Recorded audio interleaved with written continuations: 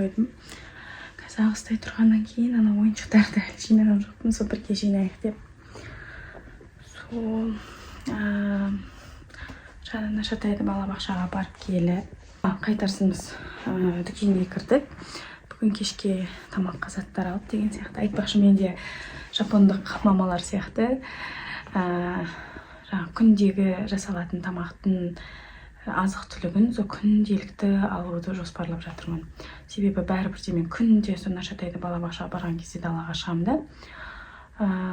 Соны пайдаланып, сол далаға шыққанды пайдаланып, сондай азық түлікті де алып келемін деп шештім. Айтпақшы, Ағыстайымыз балабақшаға қабылданды. Сонымен 4-ші сәуір айынан бастап жұмысқа шығатындықтан Ағыстай балабақшаға қабылданды. Дәл біздің үйдің астындағы балабақша. Кейін мүмкіндік болса сіздерге көрсететін боламын. Сол жаңалық. Одан кейін Нашатайдың балабақшасына ауыстыра алмадық. Ең қиыны сол болды. Бірақ менің жұмысымдағыларым түсіністікпен қарап, жұмыс уақытын, мысалы, әдетте 8:30-да басталады да жұмысым, соны кішкене кешеуілдетуге, демек 9:30-ға болмаса 10-нан бастауға маған мүмкіндік берді. Сол үшін оларға өте үлкен рахмет. Сол жаңалық соңғы уақытта болып жатқан. Қазір енді өзіме кішкене шай жасап алып, сіздермен тағы да бір жаңалықтармен бөлісетін боламын. Жаңа қайтарсын азық түлік алып келген болатынмын. Қазір соны сіздермен көрсетейін. Мына жерде жазылып тұр. Сүйегі жоқ. Себебі Нашатайда балықты жақсы көреді. Сол үшін осындай сүйегі жоқ балық аламыз. Брокколи алдым. Мынандай көкбұрыштар, картоп, сәбіз, шпинат үйде бар болғандықтан тек осы көкөністерді алдым. Қазір Ағыстай оянғаннан кейін осындай микан, мандарин. Микан деп жапонша айтады. Мандаринді беремін. Одан кейін қазір өзіме шаймен ішуге екі түрлі пан алдым. Пан деген жаңағыдай булочки сияқты сондай бір нәрсе. Біреусі сол мынадай жер жаңғағынан жасалған. Айтпақшы, мынандай лимон су дайындап қойып жүрген болатынмын. Күнде таңертең осылай Аян екеуміз осы лимон суды ішіп жүрміз.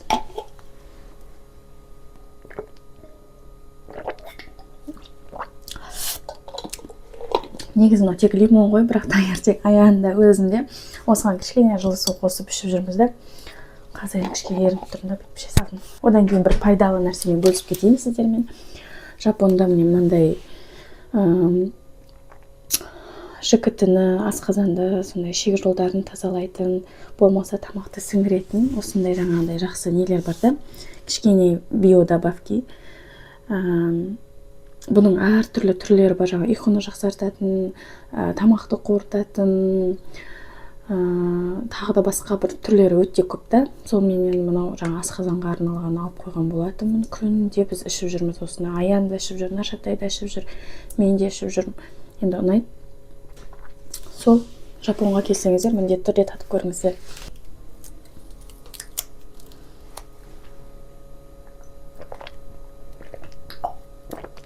Қазір сол матча ішкім кеп тұр. Латте, матча латте. Осындай жақсы да, ішінде сүт, енді кішкене тәттісі де бар енді. Жасырмай қояйын. 57 калория. Енді біз калорияны есептеп жүрген жоқпыз, бірақ барынша қантты азайтып жүрміз да. Сол себепті қарап жүрмін кішкене. Сол ішіне тек мына жылы су ғана құя саламын.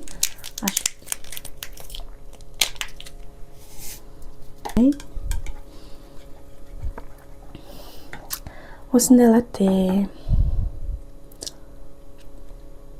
Негізі шашым бәрі ұшып тұр жаңа велосипед айдағаннан. Соңғы жаңалықтардан мен жапон тілін үйреніп қайтадан бастадым. Негізі жапон тілін түсінем, кей жағдайларда сөйлесе аламын. Мысалы, балаларды додырханаға, клиникаға ауырып қалған кезде, апарған кезде дәрігерлермен өзім еркін сөйлесе берем. Дүкендерге барғанда, киім алғанда, мысалы, размері бар ма деген сияқты нәрселерде өзім жалпы ауызекі тілді былай жалпы сөйлесе берем деп айта аламын. Енді кейде бір қиын сөздер қолданып кетсе, түсінбей қалатыным бар. Бірақ енді сол жапон тілімді қайтадан қолға алмақшымын. Құдай қаласа өзі жылына 2 рет қана тапсыруға болатын GLPT деп аталатын емтихан бар да. Сол емтиханды тапсыратын ойым бар. Ол сол жазда болады, одан кейін қыста болады. 7 және 12 айларда болады да. Сол бұйырса мен 7 айға тіркелемін. N3 деңгейін тапсырғым келіп тұр. Сол егер де жаңағыдай қандай әдіс қолданады деп қызықсаңыздар, мен сіздерге айтайын. Негізі мен көп әдіс қолданып көрген, бірақ маған өзіме не қылғаны, ұнағаны, мында бір ап бар. Мына жерге суретінде қойып қойсам болады. 5-тен N1-ге дейінгі деңгейді таңдаса болады. Оның ішінде грамматикасы да бар, тыңдау да бар, оқитыны да бар, жазатыны да бар, канжелерді жазып үйренсе де болады. Енді маған осы приложение жаңа ұнап қалды да, сол себепті мен осыны қолданып жүрмін негізі. Сол жапон тілімді қайтадан Құдай қаласа қолға алмақшымын. Одан кейін алдағы жоспарларда осы 25-ке өте көп жоспар қойған болатынмын. Солардың бірі осы жапон тілі. Одан кейін сол YouTube-ды қайтадан қолға алмақшымын, себебі жапон туралы айтатын ақпараттарым, жалпы басымыздан өткен оқиғалар болсын, басқа адамдарға бір пайдасын тигізеді ау деген мақсатпен солай YouTube-ды да қолға алмақшымын. YouTube-дағы жаңағы контентті қысқартып сол Instagram-да да айтып деген сияқты. Сол негізгі 2025-ке жоспарлар. Одан бөлек тағы да бір жоспарлар бар. Құдай қаласа ол басталған уақытта сіздермен бөлісетін болам. Ол енді Құдай қаласа егер сәтті түсіп бәрі жақсы болып жатса, онда ол өте керемет болады деп ойлаймын. Сол тағы да не бар айтатын.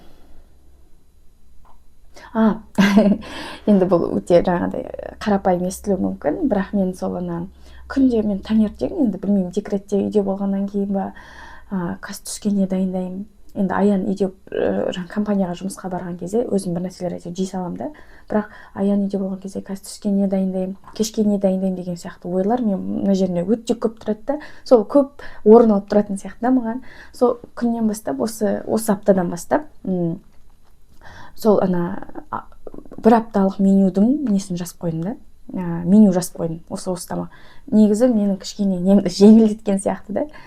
Мысалы магазинге барған кезде, супермаркетке барған кезде де ананы алу керек, мынаны алу керек деп ойланбаймын да. Тек қана бүгін кешке не болады? Осылар алу керек. Кешке не тамақ жасаймын? Осылай деген сияқты нәрселерді істеп жүрмін да. Кішкене миымдағы не тамақ жасау керек деген сияқты ойдың бәрін бүйтіп алып тастадық. Дайын жазылып тұрды. Енді ол мен тек телефонымда тұр. Оның өзі маған кішкене не болып жүрді. Сол себепті оны мен қазір параққа шығарып, тоңазытқышқа қыстырып қоямын. Ол тіпті жеңілдететін сияқты. Енді өте қарапайым естілуі мүмкін, бірақ кішкене менің миымды босататын барлық мүмкіндіктерді жасап жүрмін да.